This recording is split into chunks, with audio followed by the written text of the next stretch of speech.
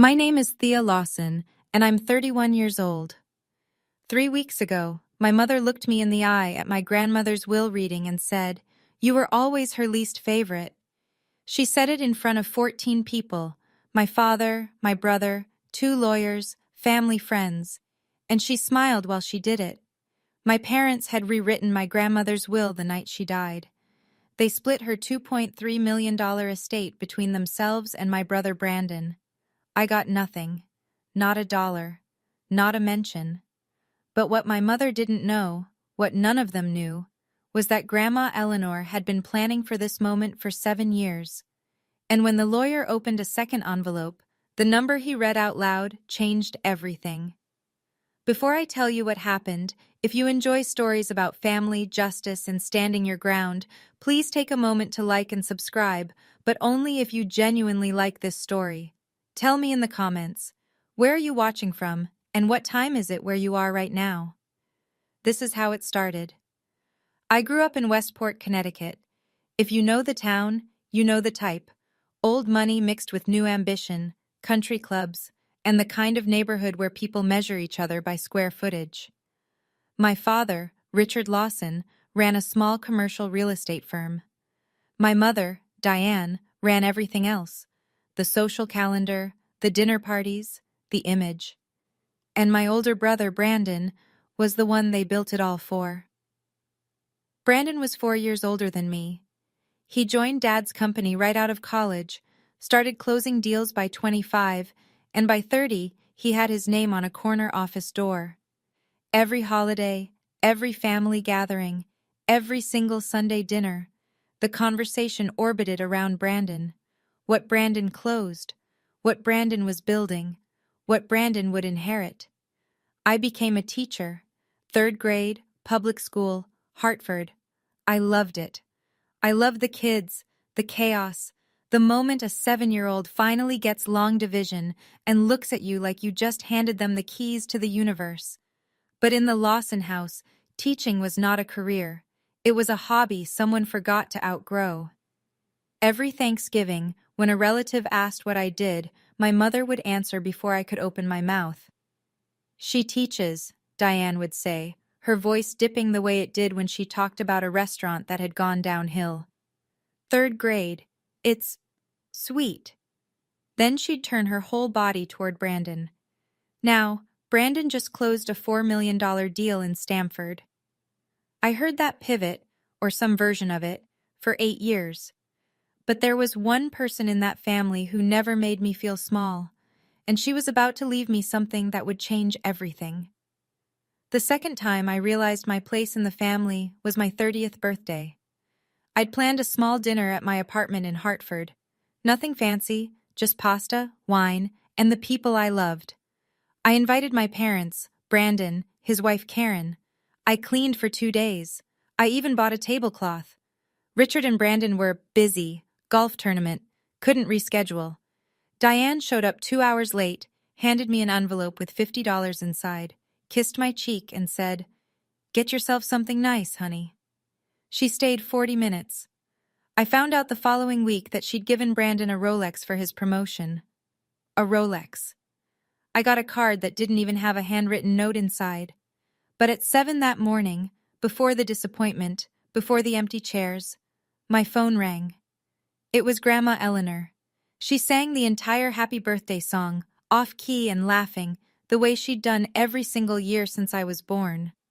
Then she said, "You are the best thing this family ever produced, and they're too blind to see it." She'd also mailed me a tin of her homemade oatmeal cookies, the ones with the brown butter that took her all afternoon to make. Inside the tin was a handwritten card. "Keep being you. The world needs more Theas."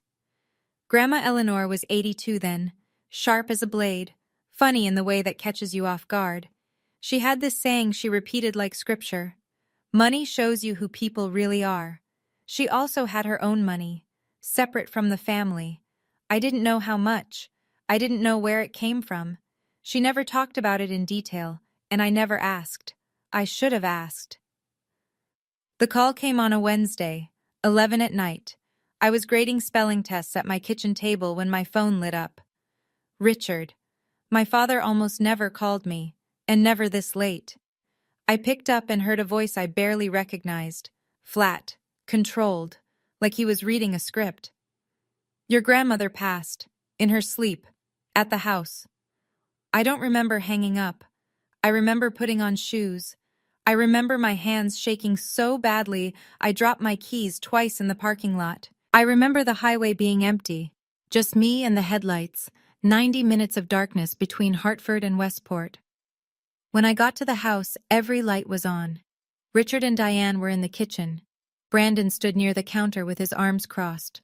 Nobody hugged me. Nobody said, "I'm sorry." Diane looked at me and said, "The funeral home is coming at 8. That was it. That was my welcome.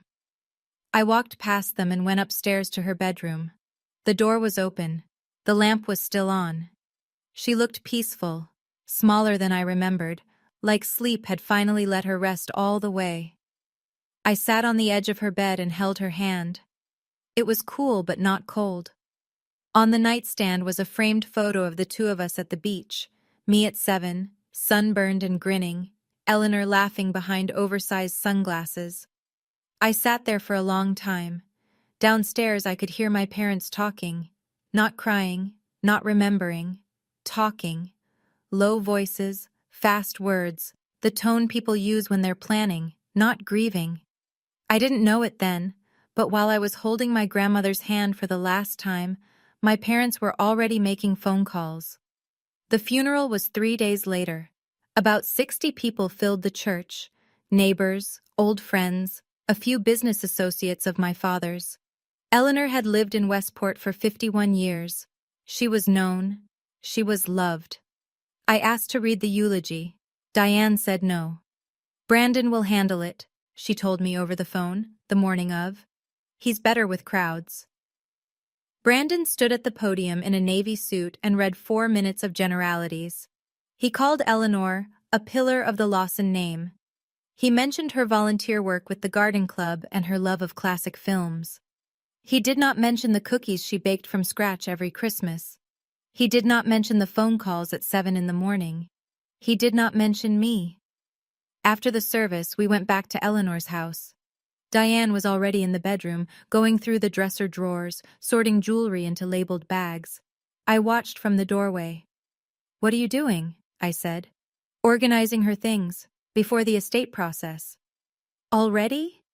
She looked at me the way you look at a child who's asked why the sky is blue for the 10th time. Tired, annoyed, done. I stepped outside. The porch was quiet.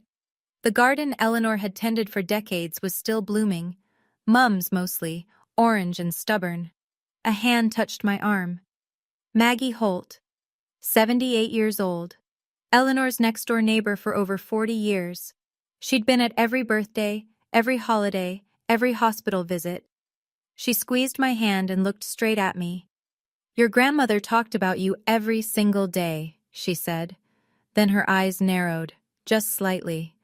"She was smarter than all of them, remember that." It sounded like a warning, not sad, not gentle, like she was giving me armor I didn't know I'd need. 5 days after the funeral, I called my father. "I wanted to ask about the estate paperwork," I said. "Am I included in the will?" Silence.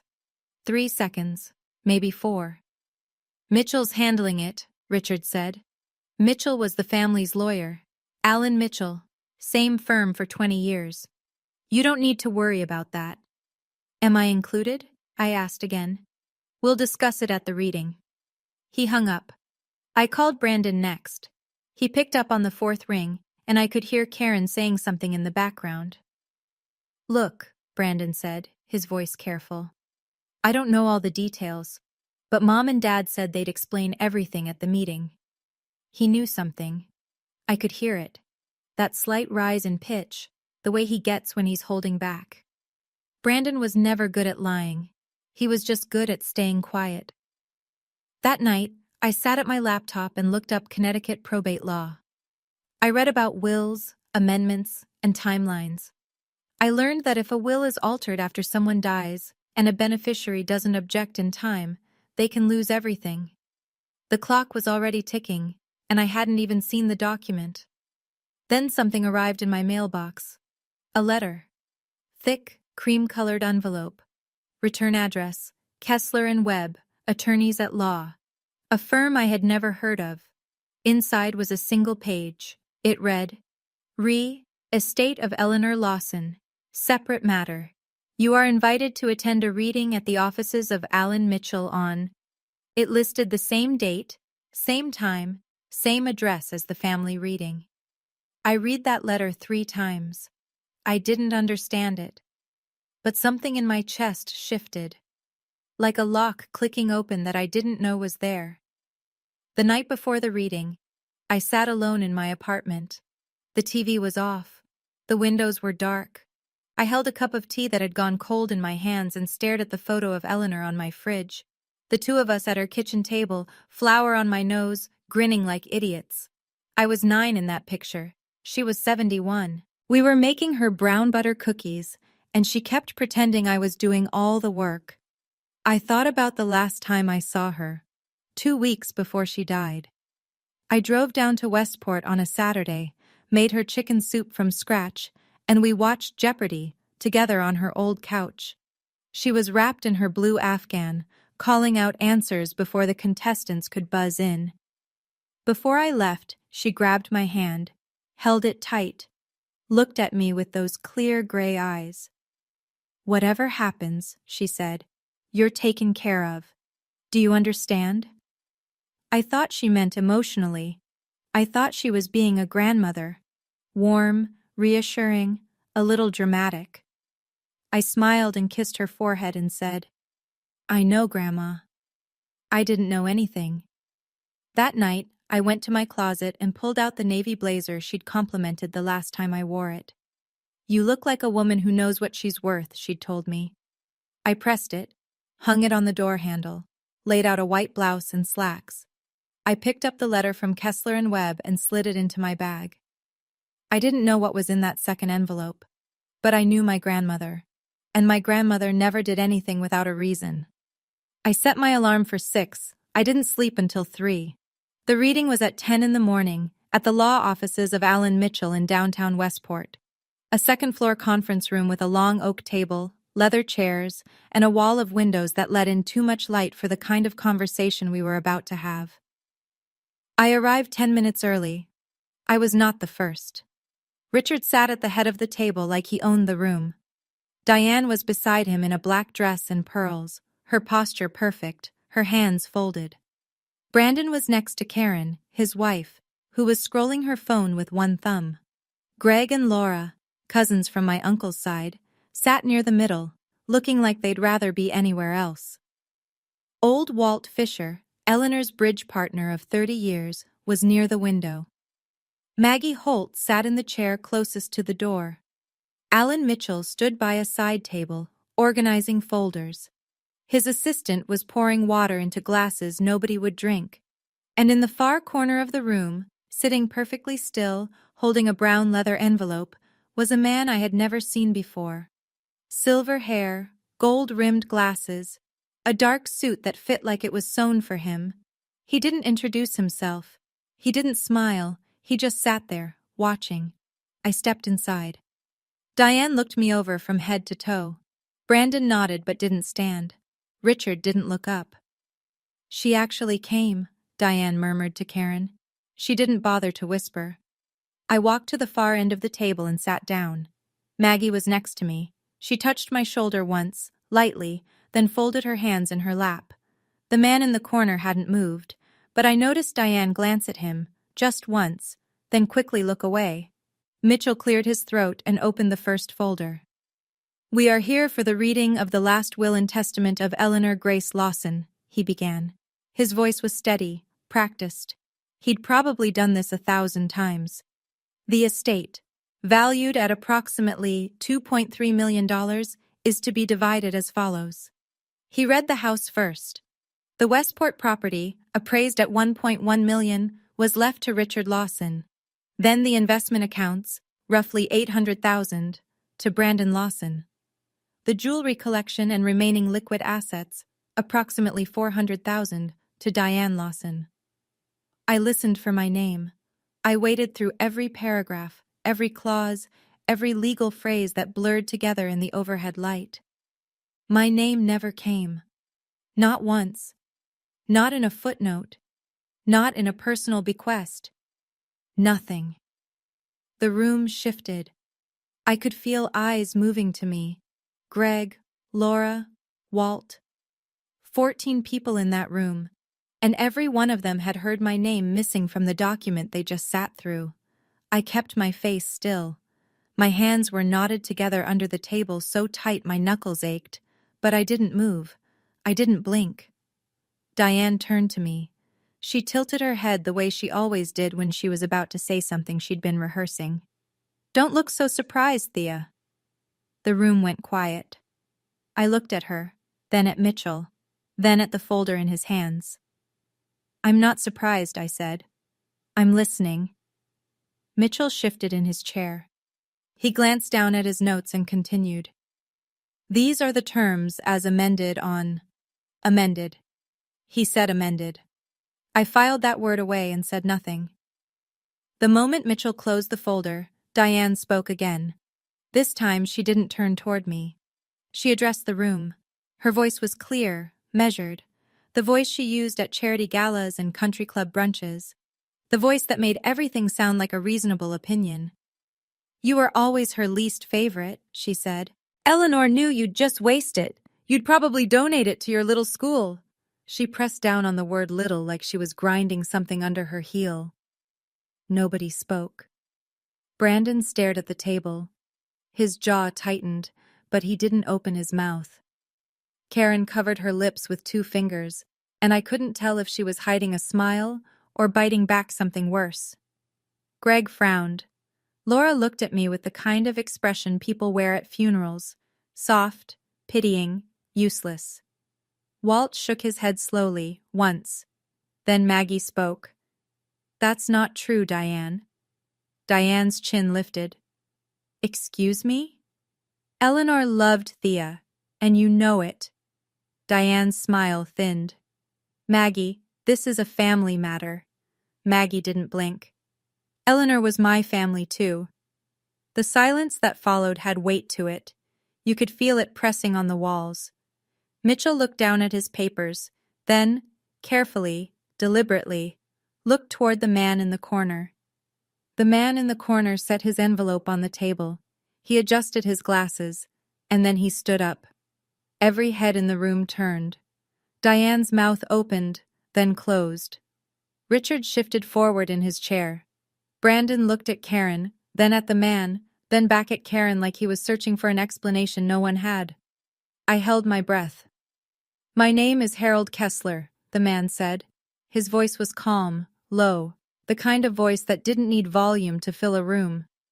"I'm a senior partner at Kessler and Webb. I was retained by Eleanor Lawson 7 years ago for a separate legal matter." Richard's head snapped toward him. "I've never heard of you." "That was by design, Mr. Lawson." Diane leaned forward. "What separate matter?" "I'll explain in a moment." Kessler looked at Mitchell. "With your permission, Mr. Mitchell?" Mitchell nodded. There was no surprise on his face. He'd known this was coming. He'd been waiting for it. Kessler placed both hands on the envelope. He looked around the table once, slowly, like a man who understood the weight of the next 30 seconds, then turned to me. "Ms. Lawson," he said. "Thea." The way he said my name was gentle, but there was no softness in it. It was precise, intentional. "Your grandmother asked me to be here today, specifically for you." Diane slammed her palm on the table. "Alan, what is this?" Mitchell raised one hand. "Mrs. Lawson, I was instructed by Eleanor to allow Mr. Kessler to present his materials after the primary reading. This was Eleanor's explicit wish, documented, signed, and notarized." Diane opened her mouth. Nothing came out. Kessler unsealed the envelope. He pulled out 2 documents, crisp and white, and laid them flat on the table. The room was so quiet, I could hear the clock on the wall behind me. He looked at the first page. Then he began to read. And the room went completely silent. The kind of silent that isn't empty, but full. full of held breath, full of 14 people realizing, at exactly the same moment, that this meeting was not over. Before I tell you what was in that envelope, I want to ask you something.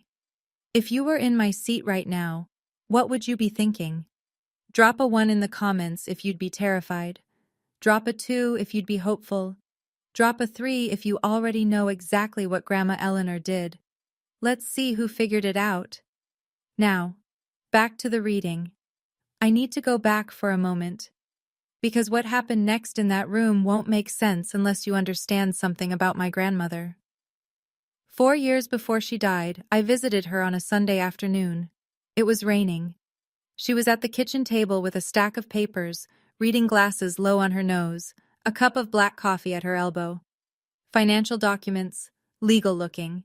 She had a yellow highlighter in one hand and a pen in the other. "What's that, Grandma?" I asked. She didn't look up. "Insurance." "Like health insurance?" She laughed. A real laugh, the kind that came from her chest. "No, sweetheart. Insurance against greed." I thought she was joking. Eleanor had a dry sense of humor that could cut through steel, and half the time I didn't know if she was being funny or delivering a verdict. I let it go. Made us sandwiches. Watched her finish her paperwork in silence.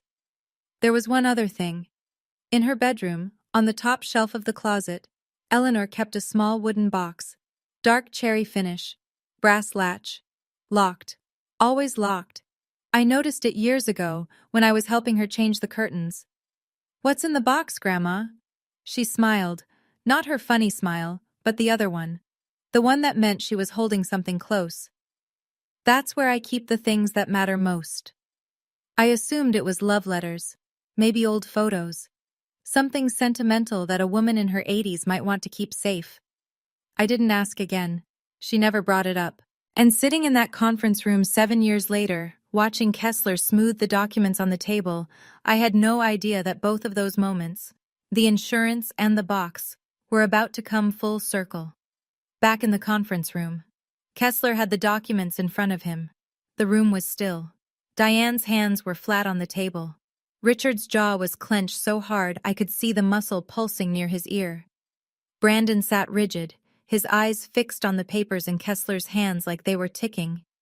I reached into my bag. My fingers found the letter, the one that had arrived 5 days ago, cream-colored, heavy stock. The return address I hadn't recognized, Kessler and Webb. Estate of Eleanor Lawson. Separate matter. Same firm. Same name. Same man now standing at the far end of this table. That's when I understood. My grandmother hadn't just written a will with Alan Mitchell. She'd built something else, a separate system, a separate structure, entirely outside this family's reach. She had used a different lawyer, a different firm, and she had done it in silence. For years. I looked around the room. Richard was leaning forward, both hands gripping the armrests of his chair. Diane had gone pale, not the dramatic pale of someone performing shock, but the actual color draining from a face that just realized control was slipping. Brandon looked at Karen. Karen looked at the floor. Kessler cleared his throat softly. "I have here," he said, "a certified copy of an irrevocable trust, established by Eleanor Grace Lawson on March 14th, 7 years ago, through our firm." He paused. "With full capacity certification," he added, as though placing a period at the end of a sentence no one could argue with. Then he looked at Diane, then at Richard. Then he turned the page. I stopped breathing. Kessler spoke the way engineers explain bridges. No emotion, just load-bearing facts. "An irrevocable trust," he said, "once executed, cannot be altered, amended, or revoked by anyone, including the grantor. It exists outside the probate estate. It is not subject to the will you just heard." Diane's voice came fast. "What does that mean?" "It means this trust was never part of the estate Mr. Mitchell just read. It was established separately, funded separately, and managed by our firm for 7 years. It has its own assets, its own terms, and its own designated beneficiary." Richard's voice cracked on the first word. My mother never mentioned any trust. Kessler looked at him the way a man looks at a door he's already locked. She was under no obligation to Mr. Lawson. The room was so still I could hear someone's watch ticking. Maybe it was mine. Brandon broke first. He leaned forward, elbows on the table, his voice tight. Who's the beneficiary? Kessler turned to me, not a glance, not a casual look. He turned his entire body and looked directly at me, and in that moment I understood why my grandmother had chosen him. He wasn't performing. He wasn't enjoying this. He was executing a promise he had made to a woman he respected, and he was doing it with the kind of precision that left no room for doubt. The sole beneficiary, Kessler said, is Thea Eleanor Lawson. The room exhaled, not relief, not shock, but something in between. A sound like a held note finally being released. Diane whispered it, almost to herself. How much? The clock ticked. Kessler turned the page.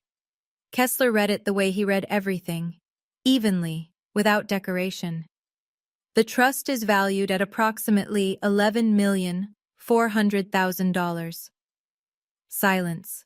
Not the kind of silence that comes from confusion. The kind that comes when a room full of people hears something so far outside their expectations that their brains need a moment to catch up. 3 seconds passed. Diane's knees gave out. She didn't faint. It wasn't that clean. She buckled sideways, grabbing the edge of the table with one hand while the chair slid beneath her. Karen reached for her arm and caught her just before she hit the floor. They lowered her into the seat, and Diane sat there, mouth open, staring at Kessler like he'd spoken a language she'd never heard. Richard didn't move. He stood frozen, one hand white-knuckled on the back of his chair. His face was the color of wet cement. That's not possible, he said. His voice was barely audible.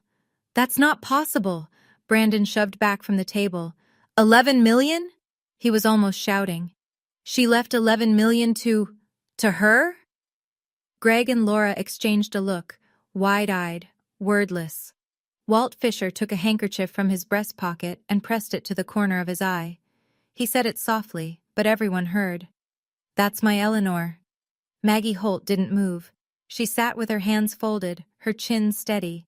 She nodded once, slowly, like a woman watching the final piece of a very long plan fall exactly where it was supposed to. And me? I didn't speak. I didn't smile. I didn't cry. I looked down at my hands, folded in my lap, and for the first time in as long as I could remember, they weren't shaking. Richard was the first to pivot. He turned on Mitchell, and his voice had the sharp edge of a man who'd spent 40 years closing deals and never once being the one left out. Did you know about this? Mitchell folded his hands. I was informed this morning that Mr. Kessler would be attending. And you didn't tell me? It was Eleanor's instruction, Richard. Richard's neck flushed red. He looked like he wanted to throw something, but he was too aware of the room, the witnesses, the 14 pairs of eyes recording every word. Diane stood up. Her composure was gone, her voice high and cracking. This is fraud. She was 83 years old. She wasn't in her right mind. Kessler opened the second page of the document and turned it so the room could see.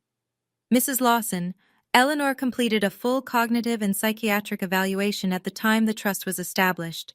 I have the physician's certification here. He tapped the paper once. She was 76, fully competent. The evaluation was conducted independently and is on file with the state. Diane's jaw tightened. I don't care. We'll contest this. An irrevocable trust is, by definition, uncontestable by family members who are not named beneficiaries. Your attorney can confirm that. Mitchell nodded. Barely, but he nodded. Brandon cut in. This isn't fair.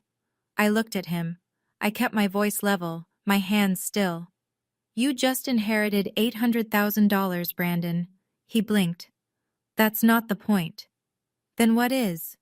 He opened his mouth. Nothing came out. He looked at Karen, who looked at the floor. No one else spoke. The room had shifted. And everyone in it knew it. Diane changed tactics the way a weather front changes direction, fast, invisible, and without warning. The anger drained from her face. Her shoulders softened. Her eyes filled with tears that appeared so quickly I wondered if she'd been saving them. She turned to me, reached across the table, and opened her hand. "Thea, honey," she said, her voice trembling just enough to sound broken. "I know we haven't always been perfect, but we're family. Your grandmother would have wanted us to share." I looked at her hand. It was manicured, steady, extended like an offering. Like forgiveness was something she was handing down. I didn't take it. "Grandma wanted exactly what she put in writing," I said. "She had 7 years to change her mind. She didn't." Diane's expression crumbled, or rather, rearranged. "You're going to punish us? For what?" "I'm not punishing anyone. I'm honoring her wishes." Richard spoke from across the table, his voice low and cold. "Your grandmother was manipulated. Someone talked her into this." Kessler didn't flinch. "Mr. Lawson, I've known Eleanor for 22 years. No one talked Eleanor into anything, ever." Maggie leaned forward. "He's right. Eleanor was the sharpest person I've ever known." Richard turned on her. "This doesn't concern you, Margaret." "It does," Maggie said. She straightened her back, and her voice had a quiet steel to it that I'd never heard before. "She asked me to be here today, as a witness." That landed. Greg's eyebrows went up. Laura covered her mouth. Mitchell looked at Kessler, and Kessler gave the smallest nod, a confirmation between professionals. Eleanor hadn't just planned a trust. She'd arranged an audience, and she'd cast every role. Brandon stood up. His chair scraped the floor so hard it left a mark. Karen reached for his arm. "Sit down, Brandon." "No." He pulled away. He started pacing behind his chair, one hand running through his hair, the other pressed to his hip. His face was flushed, his breathing shallow. He didn't look angry anymore. He looked like something had cracked. "This doesn't make sense," he said. "I worked for this family for 12 years. I gave up my 20s for Dad's company. I missed vacations. I gave everything to that business." He was talking to the room, but his eyes kept drifting to me. I looked at him, really looked, and for the first time, I didn't see the golden child, the favorite, the one who got the Rolex and the corner office and the Sunday dinners designed around his schedule. I saw a 35-year-old man standing in a law office, realizing that the people who told him he was the most important person in the family had been using him as a prop. "I know you did, Brandon," I said. No sarcasm, no victory. He stared at me. His eyes were red. His voice dropped. "Did she ever say anything about me?" The room went still again. Even Diane stopped crying. Kessler answered before I could. His voice was gentle, the first gentleness I'd heard from him all morning. "Eleanor loved all her grandchildren, Mr. Lawson. The trust reflects a specific concern, not a ranking of affection." Richard pushed his chair back. "Enough. We're done here. We'll get our own lawyer." Kessler adjusted his glasses. "That is your right, Mr. Lawson, but I'd encourage you to consult someone familiar with Connecticut trust law before making any costly decisions." Richard said nothing. He grabbed Diane's arm and they walked out. "Okay, quick pause. I need to know. What would you do with $11.4 million if your family treated you the way mine treated me? Drop an A if you'd share some of it with them anyway. Drop a B if you'd walk away and never look back. Or drop a C if you'd set up your own trust for someone who actually deserves it. Tell me in the comments." Now here's what I actually did. The door had barely closed behind my parents when Kessler reached into the envelope one more time. "There's one more item," he said. "Eleanor included a personal letter to be read aloud at this meeting. She was very specific about that. Aloud, in front of everyone." From down the hall, I heard Diane's voice. "Alan, we're not finished." And then the front door slammed. But enough people were still in the room. Greg and Laura hadn't moved. Walt had his handkerchief pressed to his cheek. Maggie sat straight-backed beside me, her hand resting lightly on the arm of my chair. Brandon had come back. He was standing near the doorway, leaning against the frame, arms crossed. Karen stood behind him. Neither had left. Kessler unfolded a single sheet of paper. The handwriting was shaky but legible. Eleanor's. I recognized the loops, the slant, the way she crossed her T's like tiny swords. He read, "Dear Thea, if this letter is being read, then I'm gone, and I'm sorry I couldn't be there to see the look on your mother's face." Maggie let out a laugh, short, sharp, surprised. Walt smiled through his tears. Even Greg grinned. Kessler continued, "I watched this family for 60 years. I watched your father become someone I didn't recognize. I watched your mother decide that a person's worth is measured in zeros, and I watched you choose kindness when it would have been so much easier to choose money." He paused. The room was so quiet I could hear my own heartbeat. "You are not the family's least favorite. You are its best, and I refuse to let them take from you what they were never willing to give. Respect." That's when the tears came. I didn't fight them. I sat up straight and let them fall. Kessler folded the letter and placed it on the table in front of me. He didn't say anything. He didn't need to. The room was still. The kind of still that comes after something has landed, not an explosion, but a truth so heavy that it presses everything else flat. Down the hallway I could hear Diane. She had come back. Or maybe she'd never fully left. She was crying. But I'd lived with Diane for 18 years, and I knew the difference between her tears. These weren't regret. They were control slipping through her fingers. Her voice carried through the walls. She turned my own mother-in-law against me. Nobody in the room responded. Nobody agreed. Nobody even looked toward the door. Greg came to my side of the table. He put his hand on my shoulder. "I'm glad she did this, Thea," he said. "Really?" Laura nodded. She didn't say anything, but her eyes said enough. Walt stood, walked over to Kessler, and shook his hand. "Eleanor picked the right man," he said. Brandon was still in the doorway. He hadn't moved. Karen tugged his sleeve and whispered, "We should go." Brandon shook his head slightly. "Give me a minute." He looked at me from across the room. He didn't speak, but something shifted in his expression, something quiet and unfinished, like the first line of an apology that hadn't found its words yet. Kessler closed his briefcase. He turned to me. "Ms. Lawson, we can schedule a private meeting this week to go over the trust details. There's no rush. Everything is secure." "Thank you, Mr. Kessler." He nodded once. Then he picked up his case and walked out with the quiet confidence of a man who had done exactly what he'd promised to do. I was standing. I don't remember deciding to stand. Diane appeared in the doorway again. Her mascara had tracked 2 lines down her cheeks. She looked smaller than usual, which made her dangerous. Diane was at her worst when she felt cornered. "Thea," she said, "can we at least talk about this? As a family?" I looked at her. I thought about the Thanksgiving tables where my name was a footnote.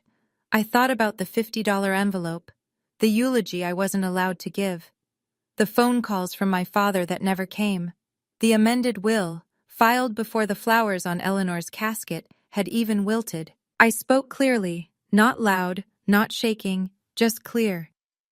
"You told me, in front of everyone in this room, that I was Grandma's least favorite, 30 minutes ago. You said I'd waste her money on my little school. You rewrote her will the night she died." I paused. The room was listening. "So no, Mom, we're not going to talk about this as a family, because for the last 8 years, I haven't been treated like one." Diane's mouth opened. Nothing came. I picked up my bag. I looked around the room once, at Greg, at Laura, at Walt, at Maggie, at Mitchell, at Brandon still leaning in the doorway. Then I looked at Brandon. "For what it's worth," I said, "she loved you too. She just knew you'd be okay without the money." Brandon swallowed. His eyes were wet. He nodded. Once, slow, like it cost him something. I walked to the door. Diane didn't move to stop me. Richard was gone. The hallway was empty. I stepped through and didn't look back. I made it halfway down the hallway before my legs started to shake. The blazer felt heavy. My hands were trembling again. Not with fear this time, but with the kind of release that comes after holding yourself together in a room that wanted you to break. I leaned against the wall and pressed both palms flat against the cool plaster. Thea. Maggie was behind me. She walked slowly, the way she always did. Deliberate, unhurried, like the world could wait. She reached me, and without a word, she pulled me into a hug. Not polite, not brief. A real hug. The kind where someone holds on because they know you need it. She would have been so proud of you, Maggie said into my shoulder. I cried then. Not the quiet tears from the conference room. This was different. This was the sob I'd been holding since 11 o'clock on a Wednesday night, since the moment I held my grandmother's hand and felt it cooling. I cried into Maggie's coat and didn't care who heard. When I pulled back, Maggie was smiling. You know, she said, she told me about the trust 3 years ago, made me promise not to say a word. Hardest secret I ever kept. I laughed, a wet, broken laugh. 3 years, Maggie. Hey, I made a promise. She reached into her coat pocket and pulled out a small brass key. She placed it in my palm and closed my fingers around it. This is for the wooden box in her bedroom, she said. She asked me to give it to you after today. I stared at the key. I thought of Eleanor's voice. That's where I keep the things that matter most.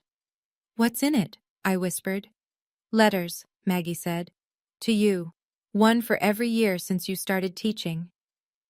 3 days later, I sat across from Harold Kessler in his office at Kessler and Webb.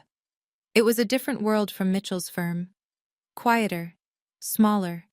A wall of bookshelves, a framed oil painting of a sailboat, and the faint smell of old paper and good coffee. The kind of office where serious things were handled by people who didn't need to advertise. Kessler laid out the trust documents across his desk. The trust includes a portfolio of blue-chip equities, 2 rental properties in New Haven, both owned by Eleanor prior to her marriage, and a brokerage account she funded over the past 2 decades. Total current value, $11.4 million.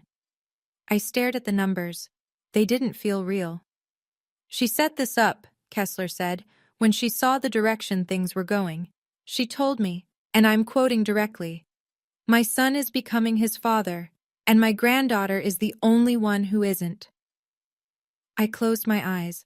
I could hear her voice in those words. Did she consider including Brandon? I asked.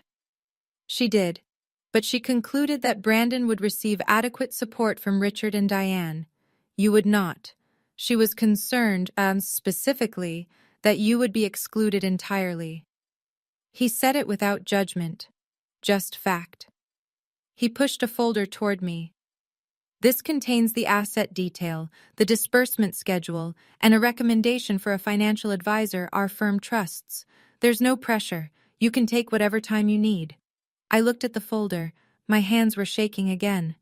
I'm a teacher, Mr. Kessler. I don't know how to manage this. He smiled. The first full smile I'd seen from him. That's exactly why Eleanor chose you. She said, anyone who'd choose a classroom over a boardroom has the right priorities. I drove back to Hartford that evening with the folder on the passenger seat, untouched, like it might bite. Over the next 2 weeks, I made decisions. Slowly, carefully. The way Eleanor would have. I kept the trust intact. I didn't pull out a dime beyond what I needed to set up a meeting with the financial advisor Kessler recommended, a woman named Sandra Reyes, who specialized in long-term wealth preservation and didn't flinch when I told her I made $46,000 a year. I kept teaching. Same school, same classroom. Same 22 third graders who still couldn't remember the difference between there, and there. I set aside $200,000 to create a scholarship fund at my school. I named it the Eleanor Lawson Scholarship, for students from families that couldn't afford school supplies, field trips, or the things that make a kid feel like they belong. The principal cried when I told her. I almost did too. I kept the 2 rental properties in New Haven. Steady, modest income. The kind of investment Eleanor believed in. Not flashy, just reliable. I didn't buy a new car. I didn't move. I didn't post anything on social media. I didn't call anyone to brag.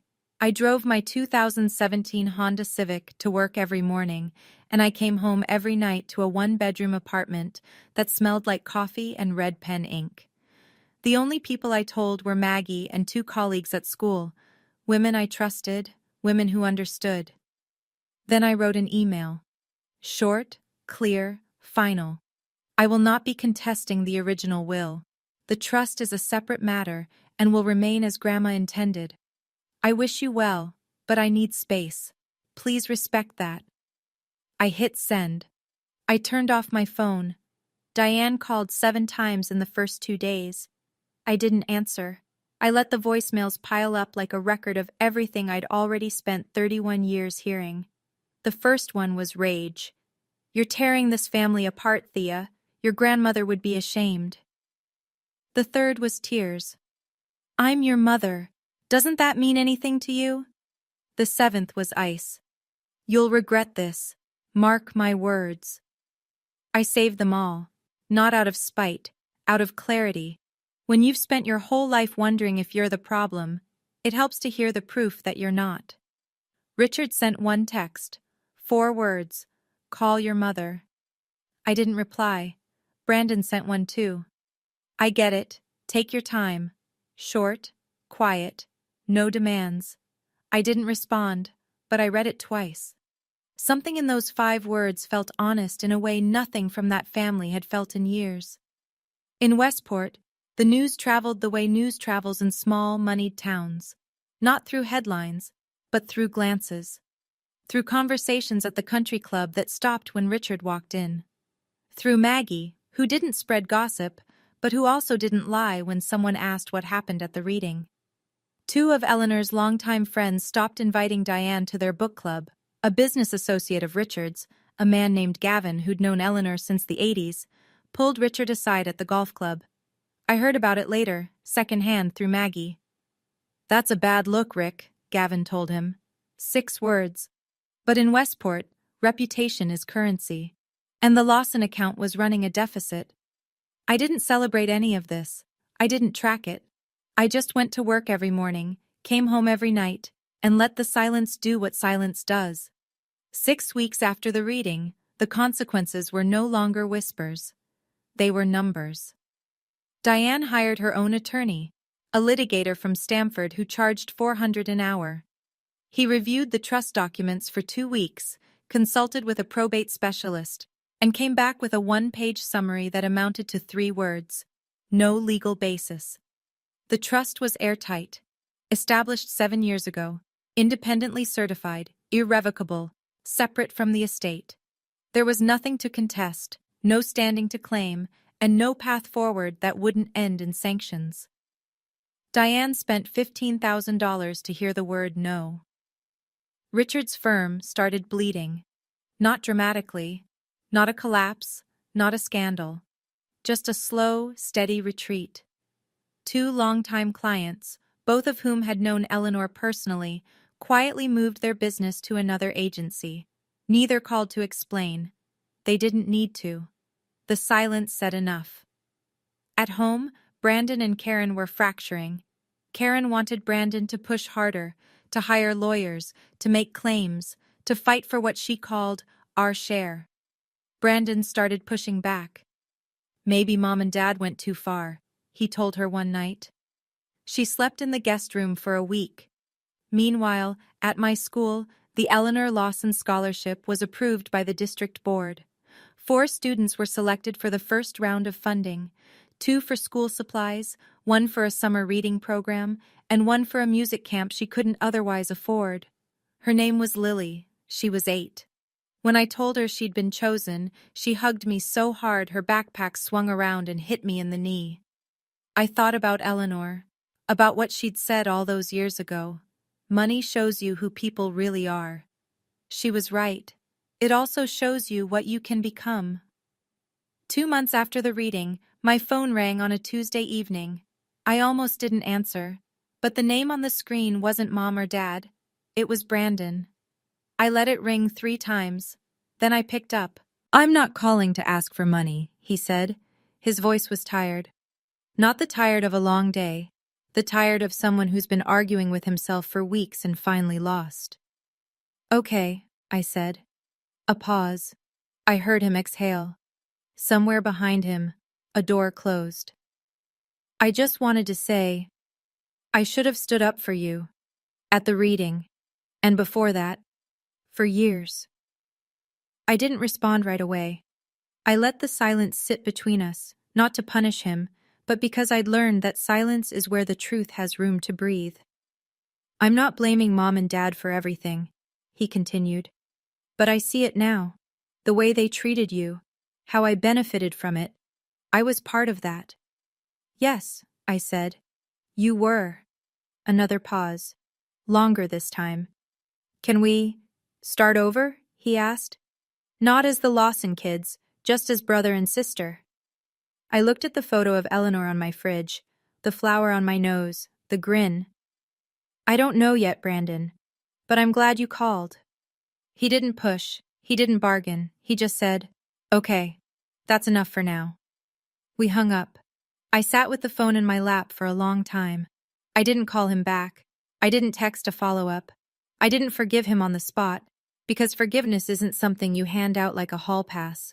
It's something you grow into, slowly, honestly, when you're ready, and not a second before. But the door was open, and that was enough. That evening, I drove to Westport.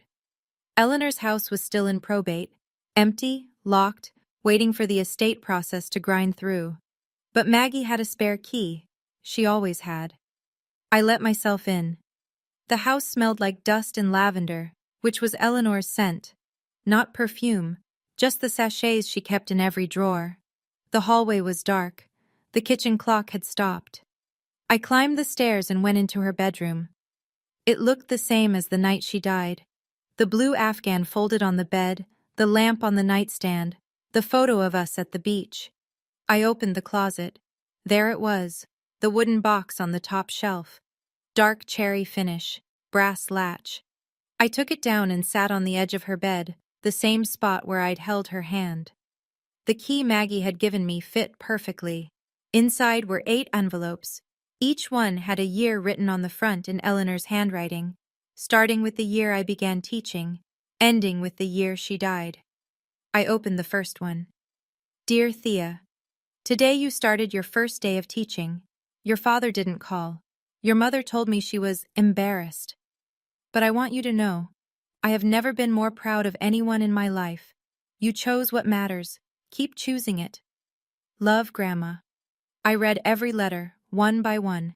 7 years of her voice, her humor, her fierce and steady love, all written in a hand that grew shakier with each envelope but never lost its clarity.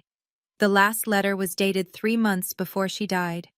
Dear Thea, this is probably my last letter. My hands don't work as well anymore.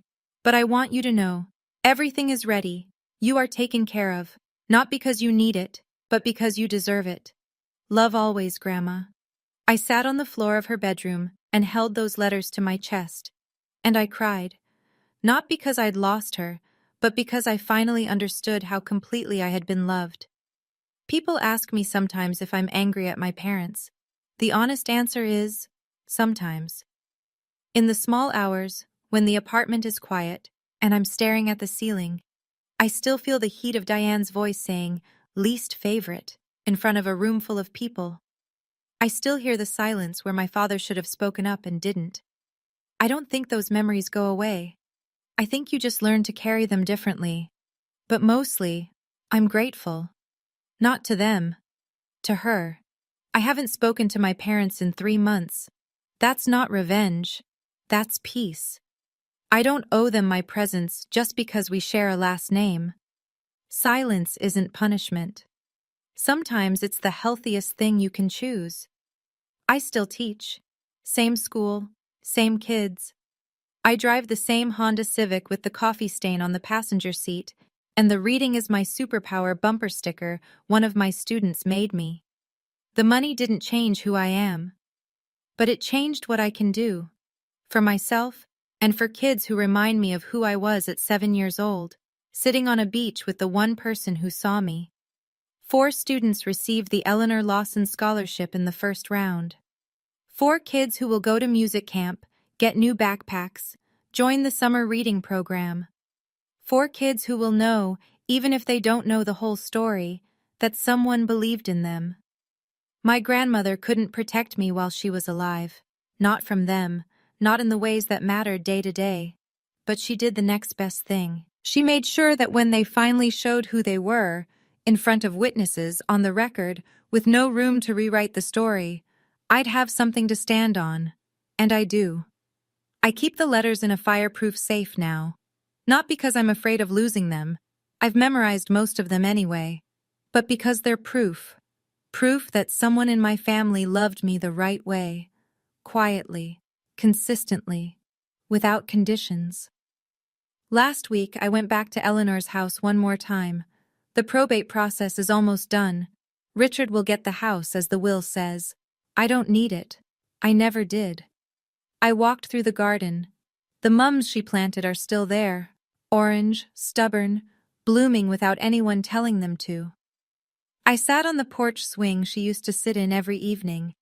The one where she'd read her mystery novels and drink tea and wave at Maggie across the fence. I thought about what I'd tell her if I could call her one more time at 7 in the morning. I'd tell her thank you. Not for the money, although that changed my life in ways I'm still understanding. But for the letters, for the cookies, for the birthday songs sung off-key, for the way she looked at me like I was already everything I was meant to be. If you're watching this, and you have someone like that in your life, a grandmother, a neighbor, a teacher, a friend who sees you when no one else does, call them. Today. Right now, if you can. Tell them what they mean to you. Because my biggest regret isn't the years I spent being invisible to my parents.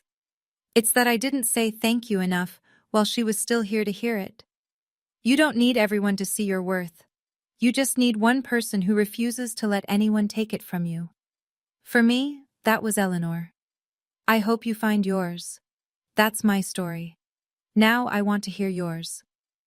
Drop a 1 in the comments if you've ever had a family member who protected you when no one else did.